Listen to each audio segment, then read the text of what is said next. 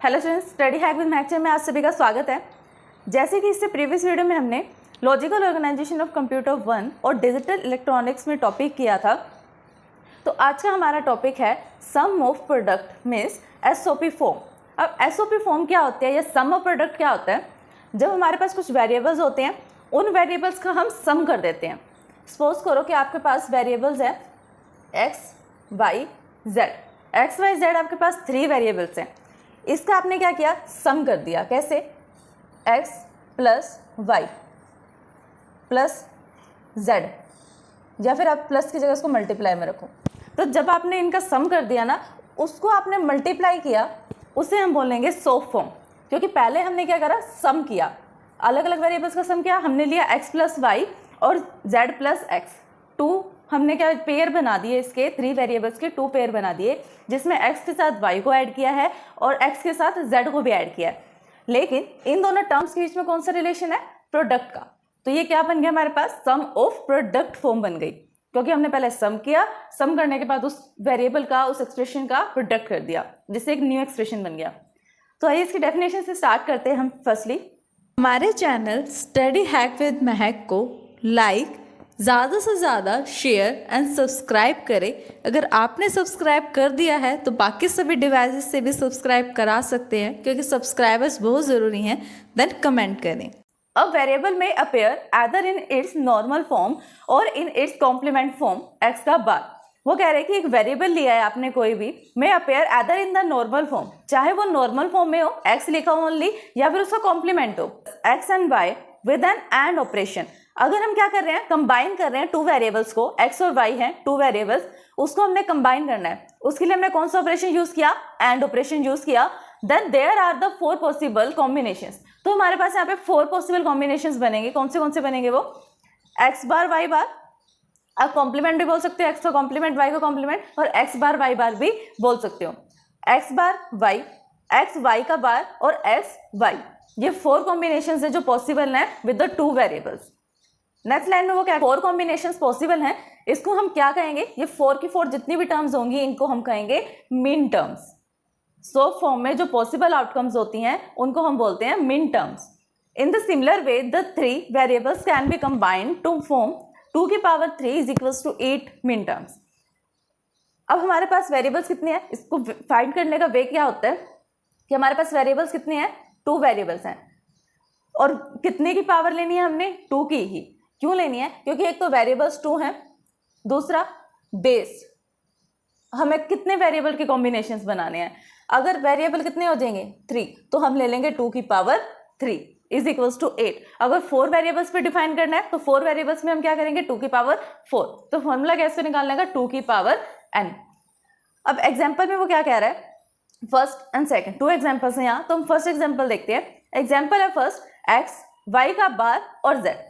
ये पूरी एक टर्म है, जैसे हमने अभी ऊपर रीड किया x बार y बार, जो हमने रीड किया, बिल्कुल वैसे ये भी एक पूरी टर्म है। इसको थोड़ा सेपरेट, स्पेस सेपरेट मैंने इसलिए लिखा है क्योंकि आपको समझ में आए कि किसकी वैल्यू क्या है, ये कैसे प्रोडक्ट हो रहा है, ये कैसे वैल्यू को हम लिख रहे हैं। नहीं तो आप इसको एक ऐसी वैल्यू लिख सकते हो, x y का बार और z। अब x क्या है?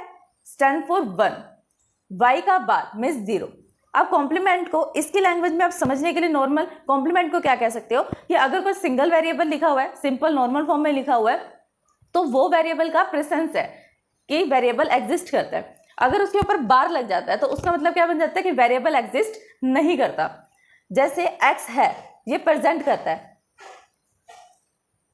वो प्रेजेंट करता है। क्यों? क्योंकि उसके ऊपर क्या नहीं है? बार नहीं है। लेकिन y के ऊपर बार है। अब प्रेजेंट करने का मतलब क्या होता है? एलओसी में या डिजिटल इलेक्ट्रॉनिक्स में 1 होना, और नॉट प्रेजेंट होने का मतलब या क्लोज होने का मतलब क्या होता है? 0।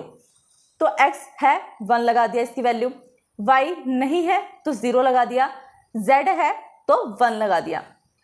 अब आपके पास ये बाइनरी डिजिट जो है वो बनकर आई बिट्स की फॉर्म में 1 0 1।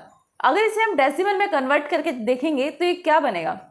किसके इक्विवेलेंट होगा? ये होगा 5 के। डेसिमल में जो 5 होता है उसको हम बाइनरी में कैसे रिप्रेजेंट करते हैं? 1 0 1 से। तो इसकी पोजीशन क्या मिलेगी हमें? M5। जब भी इसका कोई ग्राफ बनाएंगे हम, के मैप बनाएंगे या नॉर्मल सोल्व करने के लिए इसका यूज़ करेंगे तो इसकी पोजीशन क्या होनी चाहिए, 5 होनी चाहिए। अब नेक्स्ट एग्जांपल देखते हैं, वो भी बिल्कुल सेम है। यहाँ 3 वेरिएबल्स थे, वहाँ पर 4 वेरिएबल्स हैं। या इसका यूज़ करके, एग्जाम्पल का यूज़ करके हम यहाँ पर फाइंड क्या कर रहे हैं, हम यहाँ पर फाइंड कर रहे हैं उस पर्टिकुलर वेरिएबल की डेजिग्नेशन, कि उसकी डेजिग्नेशन क्या है। फिर आता है सेकंड में है ए, बी का बार, सी और डी का बार। ए है तो 1 लिख दिया, बी नहीं है क्योंकि उसके ऊपर बार है तो 0 लिख दिया, सी है 1 लिख दिया और डी नहीं है तो 0 लिख दिया। ये बाइनरी इक्विवेलेंट मिल गया आपको। ये किसके इक्वल होगा, 1010 10 के। डेसिमल में जो 10 होता है उसको बाइनरी में कैसे रिप्रेजेंट करते हैं, 1010 से। तो इसके पोजीशन क्या होगा, डेजिग्नेशन क्या होगी इसकी, M10। अब डेजिग्नेशन को हम M से क्यों रिप्रेजेंट कर रहे हैं, M5 M4, जैसे ये लिखा हमने M5 लिखा, M10 लिखा, हम ऐसे क्यों लिख रहे हैं M10 M5, क्यों, क्योंकि ये मिन टर्म्स हैं और मिन टर्म की जो पोजीशन होगी वो किससे रिप्रेजेंट हो रही है, M से, स्मॉल m से, और उसके बेस में हम लगा रहे हैं उसकी डेजिग्नेशन नंबर। अगर वो 5th पोजीशन पे तो हम लगा रहे हैं M5, अगर 10th पोजीशन पे तो हम क्या लगा रहे हैं, M10। Writing the standard soap expression for the given truth table. हमें एक ट्रुथ टेबल गिवन होगी, उसका यूज करके हमें क्या बनाना है, एसओपी एक्सप्रेशन को क्रिएट करना है, स्टैंडर्ड फॉर्म में लिखना है। तो इसके लिए स्टेप्स क्या होंगे, फर्स्ट स्टेप हमारे पास होता है consider only the those combination of the input whose output is 1। कि ट्रुथ टेबल में हमें सिर्फ उन वैल्यूज को कंसीडर करना है जिसका आउटपुट 1 आएगा। इस लाइन का मतलब है कि ट्रुथ टेबल में जिसका भी आउटपुट 1 आएगा उसकी कॉम्बिनेशन को हम पिक कर लेंगे, उसको कंसीडर कर लेंगे। नेक्स्ट स्टेप में क्या करेंगे, राइट डाउन द मिन terms for the such combination. उस कॉम्बिनेशन के लिए हम जो मिन टर्म्स हैं उसके कॉरेस्पॉन्डिंग में हमने चेक कर लिया आउटपुट कहां पर 1 आ रहा है, जहां पर भी आउटपुट 1 आ रहा है उसके इनपुट्स को हम लेंगे, उसके इनपुट्स को हम लेंगे मिन टर्म्स को और उसको राइट डाउन कर लेंगे।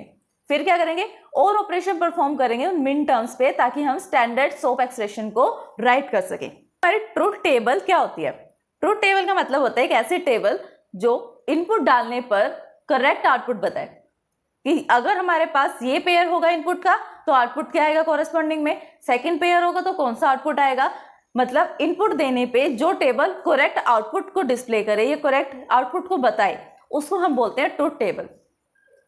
ट्रुथ टेबल इसके अंदर इनपुट का कॉलम होगा, इनपुट हमेशा या तो 1 होगा, 2 होगा, 3 होगा, नंबर ऑफ टाइम्स भी हो सकते हैं, और आउटपुट क्या होगा, हमेशा 1 होगा। 1 मीन्स एक ही कॉलम होगा आउटपुट का, 2 या 3 कॉलम्स नहीं होंगे। तो हमने लेट कर लिया हमारे पास जो हम इनपुट दे रहे हैं, पेयर ऑफ इनपुट दे रहे हैं वो है 1। लेट क्या है कि इनपुट 1 और इनपुट 2 क्या है, A और B है। एक कॉलम तो जो रिप्रेजेंट करेगा A और सेकंड करेगा B को, लेकिन हम इसका कॉम्बिनेशन यूज करेंगे A और B का। जो आउटपुट आ रहा है उसका वेरिएबल क्या है, C है। कौन से कॉम्बिनेशन हो सकते हैं, कॉम्बिनेशन होंगे 1 से लेकर 3 तक, 0 से लेकर 3 तक हम कॉम्बिनेशन लिखते हैं। जो बाइनरी में 0 से लेकर 3 तक काउंटिंग होती है, अगर 2 वेरिएबल्स है तो हम 3 तक लिखेंगे, 3 वेरिएबल्स हैं तो 0 से 8 तक नहीं 7 तक लिखेंगे। 8 तो नंबर ऑफ टर्म्स होगी तो हम 7 तक लिखेंगे क्योंकि इसके अंदर 0 भी इंक्लूड होता है। 2 की पावर 2 कितना होता है, 4, तो 4 से 1 माइनस यानी 3 तक लिखेंगे और 0 से स्टार्ट करेंगे हमेशा। 2 की पावर 3 क्या होता है, 8, 1 माइनस 7, तो 7 तक लिखेंगे। 2 की पावर 4 कितना होता है, 2 टू ज़ा 4, 4 टू ज़ा 8, 8 टू ज़ा 16, 16 माइनस 1 मीन्स अगर 4 वेरिएबल्स हैं, अगर 4 वेरिएबल्स हैं तो 15 तक लिखेंगे 0 से स्टार्ट करके। तो ये होता है मेथड फाइंड करने का, हमें काउंटिंग कहाँ से कहाँ तक लिखनी है। ये तो सिर्फ लर्निंग का मेथड है कि हम काउंटिंग लिखते हैं, लेकिन हम कॉम्बिनेशंस बनाते हैं। मोस्टली केसेस में परफेक्ट केसेस में भी काउंटिंग ही बनती है। वो कैसे, अगर ए नहीं है बी भी नहीं है, फर्स्ट केस हो गया, ए भी नहीं है बी भी नहीं है। सेकंड केस, ए तो नहीं है लेकिन बी है। थर्ड केस, ए है अब बी नहीं है, या फिर दोनों हो सकते हैं। तो यही 4 कॉम्बिनेशन बनेंगे, चाहे आप कितना भी घुमा के कॉम्बिनेशंस बना लो। इन कॉम्बिनेशन के कॉरेस्पॉन्डिंग में जो आउटपुट मिलेगा वो क्या है, 0 है, 1 है, 0 और 1 है। इसमें हमें क्या करना है, ओरिंग ऑपरेशन को परफॉर्म करना है, और कर देना। और ऑपरेशन आपने लॉजिकल और में पढ़ा होगा, बस उसी लॉजिकल और का हमें यूज करना है। फिर आते हैं हम सॉल्यूशंस पे। There are the 2 1s in the output and corresponding input through the 0 and 1 1 1। वो कह रहा है कि जो आपने अभी टेबल देखी, उस टेबल में हमें सबसे फर्स्ट स्टेप क्या करना था, जिसका भी आउटपुट 1 है उसको चेक करना था। तो हम फर्स्टली चेक करते हैं कि किसका आउटपुट 1 है। तो उसने यही कहा, y वाला कॉलम आउटपुट के लिए था और उसके अंदर 1 2 प्लेस पे है, 2 जगह पर आउटपुट 1 आ रहा है। कौन से इनपुट है उसके कॉरेस्पॉन्डिंग में, 0 और 1 है और 1 1 है। यानी कि जब a नहीं है b है या फिर दोनों है, तब हमारा इनपुट क्या आएगा, आउटपुट क्या आएगा, 1 आएगा। नेक्स्ट वाले स्टेप में हम क्या करना था हमें, कि जो कॉरेस्पॉन्डिंग में इनपुट्स थी, मिन टर्म्स थी, उसको राइट डाउन करना था कॉम्बिनेशन में। करते हैं। The corresponding min terms of the input values, ये वैल्यूज आई हैं 0 1 and 1 1 are the this. Same वही चीज इसने लिखी जो मैंने आपको अभी बताया कि a नहीं है b है, प्लस नहीं तो एंड लगा दो आप यहाँ, और 1 1 मीन्स a भी है और b भी है। अगर यहाँ पर लिखा होता 1 0 तो हम क्या करते हैं, 1 0 का मतलब है a तो है लेकिन b नहीं है। लेकिन हमें सिर्फ उन टर्म्स को कंसीडर करना है जिसका आउटपुट टेबल में 1 आएगा, और उसके इनपुट्स को कंसीडर करके सेपरेटली हमें राइट डाउन करना है। तो हमने लिख लिया इनपुट्स, ये इनपुट थे कॉरेस्पॉन्डिंग में जहां पर 1 आ रहा था आउटपुट। थर्ड स्टेप में हम क्या करते हैं, राइट करते हैं एक्सप्रेशन को। आउटपुट क्या आना चाहिए, 1। जहां पर आउटपुट आ रहा है उनके इनपुट्स को लो, इनपुट्स को और कर दो, सिंपल सा काम। इनपुट्स लिए, पहले आउटपुट चेक किया, उसके कॉरेस्पॉन्डिंग इनपुट चेक किए, इनपुट को कंसीडर करके उनको और कर दिया, मतलब एडअप कर दिया। तो ये हमारी बन गई standard expression of SOP form, SOP expression. ये है मेन हमारी जो जनरल फॉर्म होती है एसओपी की। फिर आते हैं हम next topic which is conversion from the SOP to standard SOP form.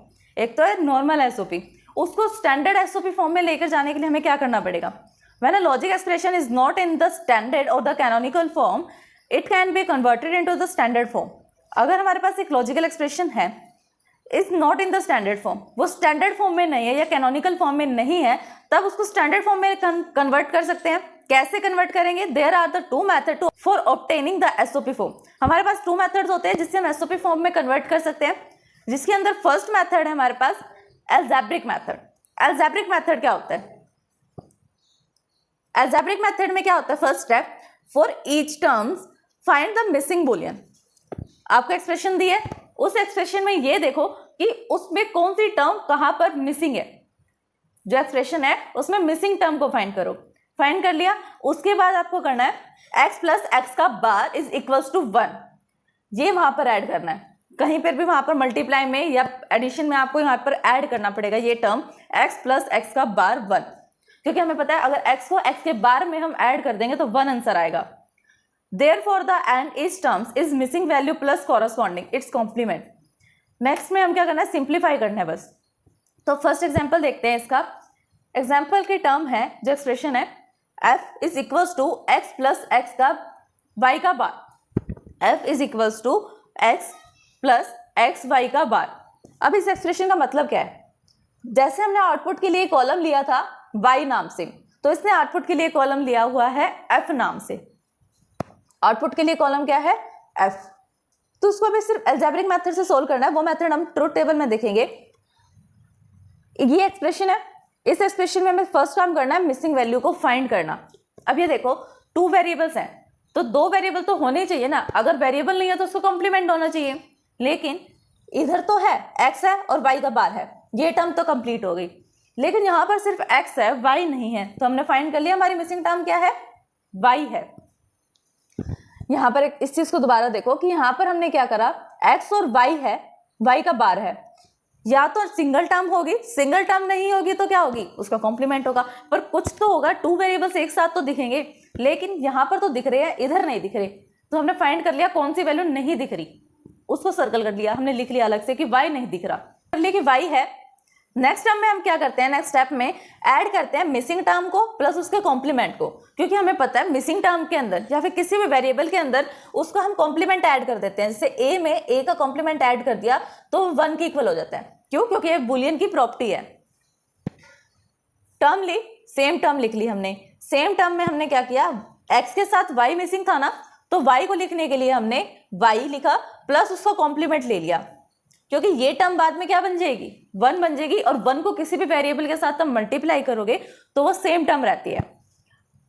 अब इसकी वैल्यू को आप 1 लिख के x से मल्टीप्लाई करो तो उसकी वैल्यू आप 1 रखो, और 1 रखने के बाद उसको x से मल्टीप्लाई करोगे तो सेम वही टर्म आ जाएगी जो हमें क्वेश्चन में गिवन थी। उस क्वेश्चन की टर्म से हमें दूसरी टर्म में लेके जाना है, स्टैंडर्ड फॉर्म में लेके जाना है, जिसमें x भी होगा और y भी होगा, चाहे वो किसी भी कॉम्बिनेशन का पेयर क्यों ना हो। क्या टर्म हो सकती है? x हो सकता है, x बार हो सकता है, y हो सकता है और y का बार हो सकता है। इससे ज्यादा तो कोई टर्म हो नहीं सकती पूरे एक्सप्रेशन में, क्योंकि 2 ही वेरिएबल्स हैं, या तो वो खुद प्रेजेंट करेगा या वो प्रेजेंट नहीं करेगा। तो जो प्रेजेंट नहीं कर रहा था मिसिंग वैल्यू, उसको हमने क्या करा, उस वैल्यू को लिया, उसको और उसके कॉम्प्लीमेंट को और कर दिया उस वेरिएबल के साथ। फिर नेक्स्ट स्टेप में इसको सिंप्लीफाई करना है। कैसे किया? x को y से मल्टीप्लाई कर दिया, x y हो गया। फिर इसी x को y के बार से मल्टीप्लाई कर दिया, x y का बार हो गया। x y का बार एक सिंगल था ही। फिर यहाँ पर हमने कौन सा लॉ लगाया? Absorption law. इसमें क्या होता है, अगर एक एक्सप्रेशन में कुछ सेम वेरिएबल्स आ रहे हैं, एक वेरिएबल मल्टीपल टाइम अप्लाई हो रहा है, तो उसको वो एब्जॉर्ब कर लेगा, ओनली 1 टाइम शो करेगा। तो यहाँ पर ये एक्सप्रेशन जो है x y का बार 2 टाइम अपेयर हो रहा है, इसने क्या करा, इस लॉ ने उसको एब्जॉर्ब कर लिया। एब्जॉर्ब करने के बाद उसको एक सिंगल टाइम दिखाएगा, और यहाँ पर क्या था, एक्स वाई का बार। तो ये टर्म हमें सोल्व करने के बाद मिली X Y plus x Y का बार। ये है हमारा स्टैंडर्ड एसओपी फॉर्म। इस टर्म को हम, सबसे मेन बात क्या होती है इसमें कि आप किसी भी मेथड का यूज करो, आपके पास जो फॉर्म आनी है, जो आंसर आना है, वो सेम ही आएगा। कैसे? ट्राई करते हैं। इसमें आपके पास आंसर क्या आया, x Y plus x Y का बार, ये आंसर आया, ये आउटपुट मिला है। इसी आउटपुट को हमें ट्रुथ टेबल से क्रिएट करना है। कैसे करेंगे देखो। हमारे चैनल स्टडी हैक विद महक को लाइक, ज़्यादा से ज़्यादा शेयर एंड सब्सक्राइब करें।